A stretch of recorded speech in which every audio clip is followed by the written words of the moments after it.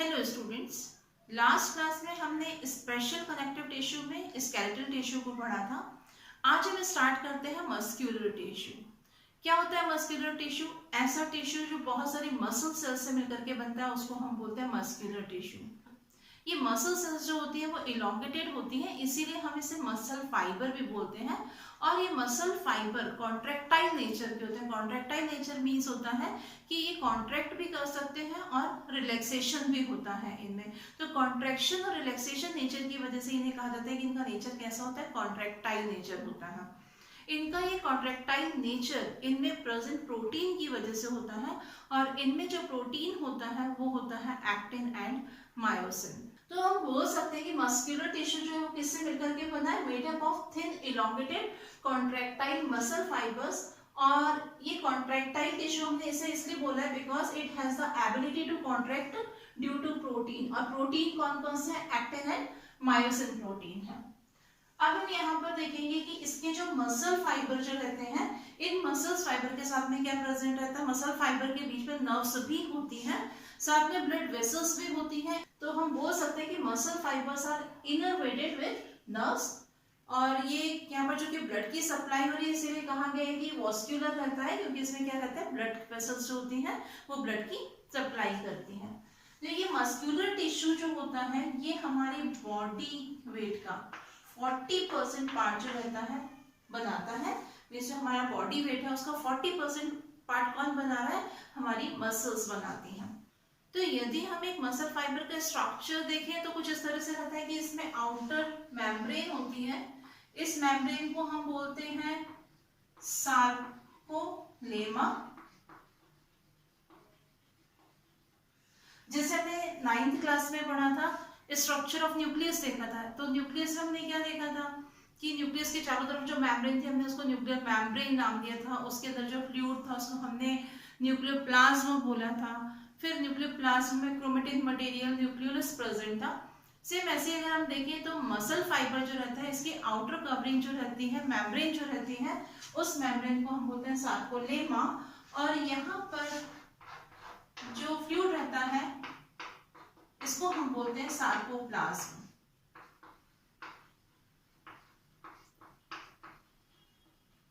तो ये सार्कोलेमा जो है वो क्या है, इसके आउटर मोस्ट जो कवरिंग है इसको हम सार्कोलेमा को लेंगे।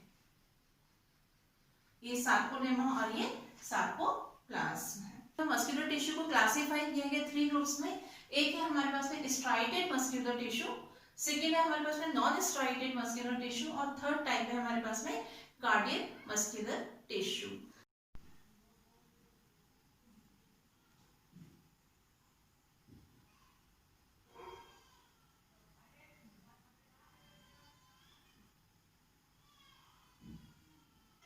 अब हम देखते हैं फर्स्ट टाइप का muscular tissue, striated muscle tissue. Striated muscle tissue को हम स्केलेटल टिश्यू भी बोलते हैं, क्योंकि ये मसल्स जो है वो हमारी बोन्स के साथ में जुड़ी हुई रहती हैं। इन मसल्स को हम वॉलंटरी मसल्स भी बोलते हैं, क्योंकि ये मसल्स हमारे विल पर डिपेंड करती हैं। जब हम चाहें रनिंग कर सकते हैं, जब हम चाहे अपने हाथों को मूव करा सकते हैं, जब हम चाहे अपने पैरों को मूव करा सकते हैं। तो इसीलिए इन मसल्स को क्या नाम दिया गया है, वॉलंटरी मसल्स कहा गया है। इसके अलावा इन मसल्स में जो प्रोटीन रहता है, अभी हमने देखा कि इसमें मायोसिन प्रोटीन और एक्टिन प्रोटीन रहता है। तो जो मायोसिन प्रोटीन होता है वो डार्क बैंड का फॉर्मेशन करता है, एक्टिन प्रोटीन जो होता है वो लाइट बैंड का फॉर्मेशन करता है। और ये बैंड जैसे हम देख सकते हैं कि जो जेब्रा रहता है, जेब्रा के ऊपर जो स्ट्राइप फॉर्म होती है उस तरह का स्ट्रक्चर ये शो करता है। तो हम बोल सकते हैं कि स्ट्राइएशन को शो करता है, इसीलिए इस मसल्स को स्ट्राइटेड मसल्स कहा जाता है, या हम इसको स्ट्राइप्ड मसल भी बोलते हैं। तो हम बोल सकते हैं कि ये मसल्स जो हैं वो कैसे होते हैं, वॉलेंट्री है, क्योंकि हमारी विल पर डिपेंड है, हमारी बोन्स से अटैच रहती हैं, स्ट्राइएशन शो करती हैं। और इन मसल्स को हम कौन सी मसल्स बोलते हैं, स्केलेटल मसल्स भी बोलते हैं। अब हम इसका स्ट्रक्चर देखते हैं। इसके स्ट्रक्चर में हम देखेंगे कि जो आउटर मोस्ट कवरिंग रहती है उसको हम क्या बोलते हैं, सार्कोलेमा बोलते हैं। इसके अंदर जो फ्लूइड रहता है इसके फ्लूइड को हम सार्कोप्लाज्म बोलते हैं। और सार्कोप्लाज्म में आप देख रहे होंगे हमें यहाँ पर न्यूक्लियस दिखाई दे रहे हैं। तो यहाँ पर जो न्यूक्लियस रहते हैं इसमें इसकी मेम्ब्रेन के नीचे की तरफ पेरिफेरी साइड में न्यूक्लियस अरेंज रहते हैं, और ये जो न्यूक्लियस होते हैं वो बहुत सारे रहते हैं, इसीलिए हम इसके न्यूक्लियस के लिए बोल सकते हैं कि ये कैसे होते हैं, मल्टी न्यूक्लिएटेड स्ट्रक्चर होता है। मीन्स ये जो मसल्स होती हैं ये कैसे होते हैं, मल्टी न्यूक्लिएटेड होती है, और इसके जितने भी न्यूक्लियस है वो पेरिफेरल प्लेस्ड होते हैं। मीन्स यहाँ पर ये साइड में, पेरिफेरी साइड में ये अरेंज रहते हैं मेम्ब्रेन के नीचे की तरफ। इसके बाद में हमें यहाँ पर स्ट्रक्चर दिख रहा है, स्ट्राइएशन दिख रहा है, लाइट बैंड दिखाई दे रहे हैं, ये लाइट बैंड है, ये डार्क बैंड है। तो यहाँ पर जो ये बैंड होते हैं वो अल्टरनेट होते हैं। तो आप देख रहे हैं कि एक डार्क बैंड दिख रहा है, फिर लाइट बैंड, फिर डार्क बैंड, फिर लाइट बैंड। तो स्ट्राइएशन जो है वो कैसा है, अल्टरनेट होता है। मीन्स इसमें डार्क और लाइट बैंड शो करता है ये। अब हम यहाँ पर एक पोर्शन को, यानी कि इतने स्ट्रक्चर को हम क्या करते हैं, निकाल करके देखेंगे कि उसका स्ट्रक्चर कैसा दिखता है। तो यहाँ पर जो शो किया गया है ये एक डार्क बैंड है, यहाँ पर दोनों साइड ये लाइट बैंड है, और फिर ये डार्क बैंड को शो कर रहा है। इसका स्ट्रक्चर अगर हम देखें तो यहाँ पर ये पोर्शन जो है ये आपको लाइट कलर का दिखाई दे रहा है, लाइट बैंड बोलते हैं इसको। इस बैंड को हम आई बैंड भी बोलते हैं, या हम इसे आइसोट्रोपिक बैंड भी बोलते हैं। और इसे आइसोट्रोपिक बैंड इसलिए कहा जाता है क्योंकि इसमें से लाइट जो है वो पास हो सकती है। और ये वाला बैंड जो है वो कैसा है, वो डार्क बैंड है, इसको हम ए बैंड भी बोलते हैं, या हम इसे एन आइसोट्रोपिक बैंड भी बोलते हैं। इसे एनाइसोट्रोपिक बैंड इसलिए कहा जाता है क्योंकि इसमें से लाइट जो है पास नहीं हो सकती है। ये जो डार्क बैंड दिख रहा है इसमें आपको एक लाइट कलर की लाइन दिखाई दे रही है, ये इसे लाइट लाइन या हम इसे एच लाइन भी बोलते हैं। इसी तरह से हम देखेंगे कि यहाँ पर जो लाइट बैंड है उसमें एक डार्क कलर की लाइन दिखाई दे रही है, इस लाइन को हम बोलते हैं जेड लाइन, या इसे हम कहते हैं क्राउसिस मेम्ब्रेन कहा जाता है। अब हम यहाँ पर क्या देखते हैं कि ये जो दो जेड लाइन है, मीन्स यहाँ से यहाँ तक का जो स्पेस होता है, ये जो टू जेड लाइन के बीच का स्पेस जो होता है इसको हम बोलते हैं सार्कोमियर। और सार्कोमियर जो होती है वही हमारे कॉन्ट्रैक्शन की यूनिट होती है। तो यहाँ पर हम बोल सकते हैं कि distance between two Z line is known as a sarcomere, और सार्कोमियर क्या है, यूनिट ऑफ कॉन्ट्रैक्शन। अब हम देखते हैं मस्कुलर टिश्यू का second type, non striated muscular tissue. ये टिश्यू कहाँ पर होता है, ये टिश्यू हमारे जो विसरल ऑर्गन्स रहते हैं, जैसे कि हमारा स्टमक है, इंटेस्टाइन है, यूरिनरी ब्लैडर है, वहां पर लाइनिंग का फॉर्मेशन करता है हमारा नॉन स्ट्राइएटेड मस्कुलर टिश्यू। ये टिश्यू जो रहता है ये इनवॉलेंट्री रहता है, ये हमारी विल पर डिपेंड नहीं करता है, इसकी मसल्स जो है हमारी विल पर डिपेंड नहीं करती हैं। जैसे कि जब हम फूड को एनगल्फ करते हैं तो हमारा जो ईसोफेगस है, ईसोफेगस में मूवमेंट होता है, और वो फूड को कहाँ तक लेकर के जाता है, स्टमक तक लेकर के आता है। तो यहाँ पर जो मूवमेंट होता है, इस मूवमेंट को, यानी कि इसमें जो कॉन्ट्रैक्शन और रिलैक्सेशन की वजह से जो मूवमेंट होता है, इस मूवमेंट को हम बोलते हैं पेरिस्टाल्टिक मूवमेंट। और इस मूवमेंट की वजह से फूड जो होगा वो कहाँ पर पहुंचेगा, हमारे स्टमक में पहुंचेगा। अब अगर हम चाहें कि ये फूड जो है वो हमारे स्टमक तक नहीं पहुंचे तो क्या ऐसा पॉसिबल है, नहीं। तो यहाँ पर ये जो मसल्स होती हैं ये हमारी विल पर डिपेंड नहीं करती हैं, इसीलिए इस मसल टिश्यू को हम बोलते हैं इनवॉलेंट्री मसल टिश्यू, क्योंकि ये हमारी विल पर डिपेंड नहीं करता है। इसके बाद में ये जो मसल्स हैं या इस टिश्यू की जो मसल्स होती हैं वो हमारी बोन्स से कनेक्ट नहीं होती है, इसीलिए हम इसको नॉन स्केलेटल मसल्स भी बोलते हैं, क्योंकि ये हमारी बोन से अटैच्ड नहीं होती है। तो कहाँ कहाँ पर था ये टिश्यू, स्टमक में ये टिश्यू देखने को मिलता है, इंटेस्टाइन में होगा, यूरिनरी ब्लैडर में होगा। अब अगर हम इसका स्ट्रक्चर देखें तो इसके स्ट्रक्चर में हम देखेंगे कि यहाँ पर ये इसका स्ट्रक्चर शो हो रहा है। इसकी आउटर कवरिंग को हम क्या बोलते हैं, सार्कोलेमा बोलते हैं, और इसमें जो फ्लूइड है इसको हम क्या बोलते हैं, सार्कोप्लाज्म बोलेंगे। और इसमें सिंगल न्यूक्लियस प्रेजेंट रहता है, इसीलिए हम इसको बोलते हैं कि स्ट्रक्चर कैसा है, यूनिन्यूक्लिएटेड स्ट्रक्चर होता है। इसमें प्रोटीन प्रेजेंट होता है, मायोसिन प्रोटीन और एक्टिन प्रोटीन प्रेजेंट होता है, लेकिन ये प्रोटीन जो है बैंड का फॉर्मेशन नहीं करता है, इसीलिए यहाँ पर इसको कौन सी मसल्स कहा गया है, नॉन स्ट्राइएटेड मसल्स बोलते हैं, नॉन स्ट्राइएटेड मस्कुलर टिश्यू कहा जाता है। ये मसल्स कैसी हैं, इलोंगेटेड है, सिलेंड्रिकल है, स्पिंडल शेप है इसका, मींस इसके दोनों एंड जो रहते हैं वो कैसे रहते हैं, पॉइंटेड रहते हैं, और सेंटर में से हम देखेंगे कि ये ब्रॉड होता है, और ये किस फॉर्म में, एक शीट के फॉर्म में अरेंज रहती हैं। इसके इस मस्कुलर टिश्यूज के साथ में जो नर्व्स होती हैं वो ऑटोनॉमिक नर्वस सिस्टम की नर्व्स होती हैं जो हमारी विल पर डिपेंड नहीं करती हैं। इनमें जो कॉन्ट्रैक्शन और रिलैक्सेशन होता है वो बहुत स्लो होता है और इस मूवमेंट को हम बोलते हैं पेरिस्टाल्टिक मूवमेंट। तो इस तरह से हम देखेंगे कि यहाँ पर जो हमारा नॉन स्ट्राइटेड मस्कुलर टिश्यू हमने क्यों नाम दिया, क्योंकि यहाँ पर स्ट्राइशन नहीं था, या इसको हम नॉन स्ट्राइप्ड मस्कुलर टिश्यू भी बोलते हैं, या हम इसे विसरल मस्कुलर टिश्यू भी बोलते हैं, क्योंकि ये कहाँ पर प्रेजेंट रहता है, हमारे विसरल ऑर्गन्स की लाइनिंग का फॉर्मेशन करता है, या हम बोल सकते हैं विसरल ऑर्गन्स की वॉल में ये मसल्स जो रहती हैं वो प्रेजेंट होती हैं। इसे नॉन स्केलेटल टिश्यू हम इसलिए बोल रहे हैं क्योंकि ये जो मसल्स हैं वो हमारी बोन्स से कनेक्टेड नहीं होती हैं। अब हम देखते हैं थर्ड टाइप का मस्कुलर टिश्यू जो है हमारा cardiac muscular tissue. Cardiac muscular tissue intermediate होता है striated muscular tissue and non striated muscular tissue का। क्यों होता है ये हम देखते हैं। यहाँ पर ये इनवॉलेंट्री मसल्स है। इनवॉलेंट्री मसल्स कौन सी थी, हमारे जो नॉन स्ट्राइटेड मसल्स थी वो हमारी इनवॉलेंट्री मसल्स थी। ऐसे ही ये जो कार्डियक मसल्स हैं ये भी इनवॉलेंट्री मसल्स होती है, मीन्स ये हमारी विल के अकॉर्डिंग काम नहीं करती हैं। और नाम से पता चल रहा है cardiac muscles, cardiac muscular tissue जो हमारे हार्ट की वॉल में प्रेजेंट होता है वो टिश्यू होता है हमारा कार्डियक मस्कुलर टिश्यू। तो यहाँ पर हम बोल सकते हैं कि ये कैसे हैं, इनवॉलेंट्री मसल्स हैं found only in walls of the heart, और इसीलिए से कहा जाता है कि हमारा जो हार्ट होता है उसको हम बोलते हैं मायोकार्डियल हार्ट बोलते हैं, क्योंकि वहां पर ये मसल्स जो है वो प्रेजेंट रहती हैं। यहाँ पर हम इसे इंटरमीडिएट क्यों बोल रहे हैं कि ये स्ट्राइटेड मस्कुलर टिश्यू का और नॉन स्ट्राइटेड मस्कुलर टिश्यू का ये इंटरमीडिएट है, क्योंकि ये स्ट्राइटेड मस्कुलर टिश्यू की तरह स्ट्राइशन शो करता है और नॉन स्ट्राइटेड मस्कुलर टिश्यू की तरह ये इनवॉलेंट्री होता है। इसीलिए कहा जाता है कि इसके जो फाइबर्स होते हैं वो कैसे होते हैं, इसीलिए कहा जाता है कि इसके जो फाइबर्स होते हैं वो कैसे होते हैं, इंटरमीडिएट होते हैं, मीन्स वो इनवॉलेंट्री भी हैं और साथ में स्ट्राइशन भी शो करते हैं।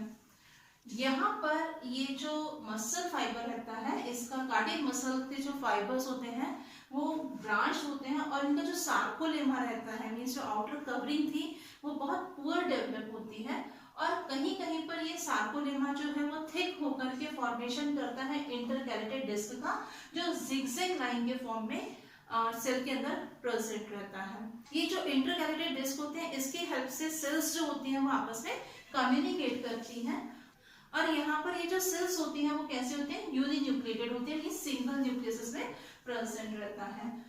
हमारी जो कार्डियक मसल्स होती हैं, कार्डियक मसल्स में नर्व फाइबर प्रेजेंट होते हैं, इसीलिए हम इसे बोलते हैं कि ये कैसे होते हैं, न्यूरोजेनिक होती है। मीन्स यहाँ पर हमारा जो हार्ट होता है उसको कहा जाता है myogenic heart and neurogenic heart कहा जाता है। मायोजेनिक हार्ट हम क्यों बोलते हैं, क्योंकि वहाँ पर ये मसल्स प्रेजेंट है, और न्यूरोजेनिक हार्ट इसलिए बोलते हैं क्योंकि वहाँ पर क्या होता है, इन मसल्स के साथ में नर्व्स भी प्रेजेंट होती हैं। और आपको मालूम है कि हमारा हार्ट जो है वो पूरी लाइफ वर्क करता है, ये थकता नहीं है, इसकी वॉल्स जो रहती है वो कंटिन्यूसली वर्क करती है, तो हम बोल सकते हैं कि ये कभी भी फटीग नहीं होती है muscles.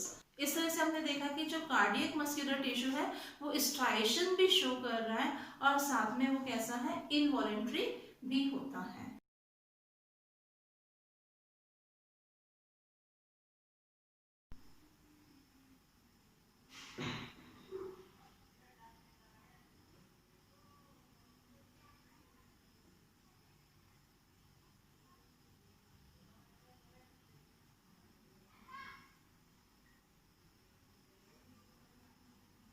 Sam decided to go to the gym. He started by running on the treadmill, and then he lifted some weights. The next day, his body felt sore. Every part of his body ached. Has this ever happened to you? Do you feel extreme pain when you suddenly change your workout or you've done some extra strenuous physical activity? So what do you think? What actually in your body undergoes this pain? Can it be your bones or your nerves or maybe your skin? Does your skin pain? No, it's actually your muscles. And today we'll be learning about this important tissue system in our body called the muscular tissue. One word which we should learn to associate with the word muscle is movement. Now, for any movement of our body, our muscles have a very important role to play. So, when Sam was running, his thigh and calf muscles were working hard for that movement. And when he lifted those dumbbells, his upper arm muscles, which we commonly know as biceps, were put to use. When we zoom into these muscles, the cells here have a very special feature of contraction and extension because of some special proteins present in them. And therefore, in a workout, it is contraction and extension. It helps in the wear and tear of the muscle, and hence a person gets a muscular build. What are a few of the commonly known muscles that we know? We know our biceps, we know our calf muscles, we know hamstrings, and the very famous, our abs. But if we closely look, we'll see that all these muscles which I just mentioned are all attached to our bones in our skeleton. And hence, the muscles that are attached to our skeleton are rightly termed as skeletal muscles of our body. These muscles are covered with nerve endings, and therefore, when the brain asks for any movement, any sudden movement, it is these muscles that perform that movement. So, like we know, when we pull back our hand, this happens by our will, correct? So, since we control each and every movement by these muscles, they are called the voluntary muscles of our body. Why don't we zoom in and get a better picture? So, here we see that they have these striations or stripes on them. And because of this, they are also called as the striated muscles of our body. Don't get confused by the name. It's just because of the texture that this muscle has got its name as striated muscles. Also, we see that the cells here are long and cylindrical in shape. And do you see something unusual about them? Yes, unlike normal cells, they have more than just one nucleus. It is multinucleated. These muscles that we just saw are not the only muscles that make up the muscular system in our body. Like we've said, muscles and the word movement go hand in hand. So inside Sam's body, there is a lot of movement which isn't visible to us. Like when Sam eats some food, that food has to move and travel to the stomach and pass through the intestines. So these hollow organs which help in digestion are all made up of smooth muscles, and it is these muscles that help in the transport of food through the GI tract by contraction and relaxation of muscles. Why don't we zoom into these muscles and get a better picture? So the texture here appears smooth. It doesn't have any stripes, and hence the name is smooth muscles. Also, the cells here are long and spindle shaped, like they taper at both the ends. Now I have a question for you all. Whatever we eat, can we help in the faster or slower movement of that food to reach the stomach and the intestines? No, right? So since we cannot control their function and their movement, these muscles are called as the involuntary muscles of our body. Okay, so continuing ahead. We spoke about this special feature of contraction and relaxation, right? So this function of the muscular tissue is beneficial for a very important organ of our body. This organ continuously contracts and relaxes to pump blood in our body. Can you guess the name of this organ? Yes, it's our heart. Let's slowly zoom into it and see the texture. Now can you guess if it's smooth or striated? Yes, you're right. So as we see here, the cells present here are cylindrical, branched, and they have only one nucleus. Correct? Okay, so now I want you all to think and answer whether this muscle in our body is voluntary or involuntary. Do we help in the beating of our heart, or does it happen on its own? Correct. The cardiac muscles of our body are involuntary. The beating of our heart occurs on its own. अभी हमने different type के muscular tissues को देखा, उनकी location क्या है, उनका function क्या है, या उसका अपीयरेंस कैसा है। अब हम इन तीनों ही टिश्यू का कंपेयर करते हैं। इसमें हम देखेंगे कि जो स्ट्राइटेड मसल फाइबर थे वो कहाँ पर थे, स्केलेटन से हमारे एसोसिएटेड थे, बोन्स के साथ में जुड़े हुए थे। नॉन स्ट्राइटेड मसल्स जो थे वो विसरल ऑर्गन्स की वॉल में प्रेजेंट थे, इसीलिए हम इसको विसरल मसल फाइबर भी बोलते हैं। कार्डियक मसल्स जो रहती हैं वो हमारे हार्ट की वॉल में रहती हैं। सेकेंड पॉइंट हम देखेंगे कि जो हमारा स्ट्राइटेड मसल्स थी उसमें हमने देखा था कि एक्टिन और मायोसिन जो प्रोटीन था उसके बैंड्स प्रेजेंट थे, इसीलिए हमने इसको नाम दिया था स्ट्राइटेड मसल, और इसी को साथ में हम ये भी बोलते हैं स्ट्राइप्ड मसल्स। इसमें किसी भी तरह के बैंड, डार्क बैंड और लाइट बैंड प्रेजेंट नहीं थे, स्ट्राइएशन शो नहीं करती हैं ये मसल्स, इसीलिए हम इसको बोल रहे थे नॉन स्ट्राइटेड मसल्स या नॉन स्ट्राइप्ड मसल्स, और साथ में इस मसल्स को हम स्मूथ मसल भी बोलते हैं। कार्डियक मसल्स में भी हमने देखा था कि वहां पर भी डार्क और लाइट बैंड शो हो रहे थे, स्ट्राइएशन शो हो रहा था, इसीलिए ये मसल्स कैसी होती है, स्ट्राइटेड मसल्स होती हैं, या हम बोल सकते हैं स्ट्राइप्ड मसल्स होती हैं। फंक्शन अगर हम देखें तो आपकी जो स्ट्राइटेड मसल्स, जिसको हमने स्केलेटल मसल्स भी नाम दिया था, हमारी विल के अकॉर्डिंग काम करेंगी, मींस ये वॉलेंट्री होती है। इनको हम इनवॉलेंट्री इन फंक्शन बोलते हैं। इसका नेचर कैसा होता है, इनवॉलेंट्री होता है, क्योंकि ये हमारे विल पर डिपेंड नहीं करती है।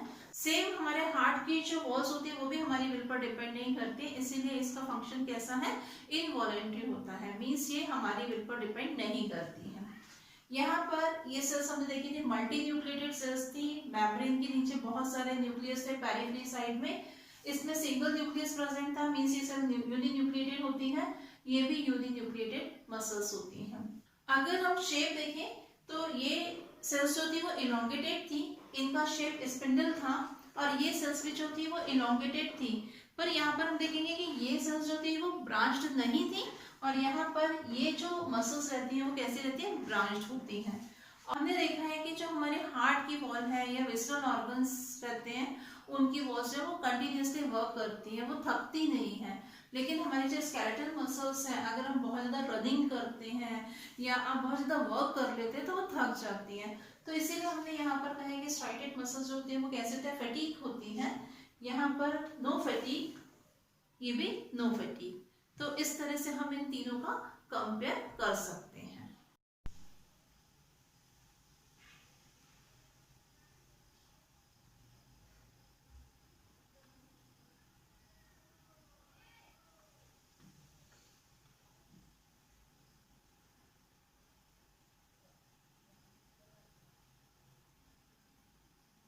इस तरह से हमारा ये टॉपिक यहीं पर कंप्लीट होता है। नेक्स्ट क्लास में हम नेक्स्ट टॉपिक स्टार्ट करेंगे। Thank you.